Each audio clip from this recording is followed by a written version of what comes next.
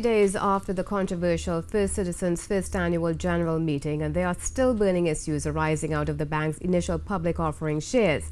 Today, the bank held its second annual general meeting for the year that was geared solely at the election of directors. One shareholder wants to know when and how the bank is dealing with the issues currently circulating in the public domain. Here again is Mahalia Joseph. Peter Permell says there are two burning issues stemming from FCB. One of them, he says, is the alleged audit report that was done by the directors. And they have identified, or they have indicated that disciplinary action be taken against three of the senior management. And those persons are, as you are aware, from media reports, the CEO, Mr. Larry Nath, the Deputy CEO and Corporate Secretary, Ms. Sharon Christopher, and the head of legal, Ms. Lindy Balatul. The second issue, he says, is the purchase of shares by Mr. Shankar Sitaram, father of Anil Sitaram, who is deputy chairman of First Citizens.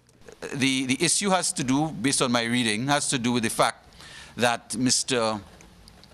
Shankar Sitaram, by virtue of him being a relative of Mr. Anil Sitaram, who is defined as a connected party in terms of the Securities Act 2012, it means that all the rules that apply to Mr. Anil Sitaram would also apply to Mr. Shankar Sitaram, his father. According to reports, Mr. Sitaram sold his shares by the 30th of September, less than a month after the shares were allocated to him. Mr. Permell says it's more of an unethical situation rather than an illegal one, but he says the real issue lies in his disclosure of the sale of shares.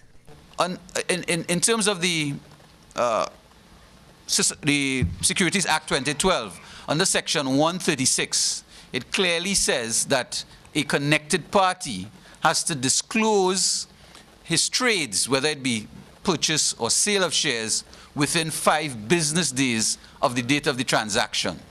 So it means that to date, I certainly was not made aware of that sale until I read it in the newspaper.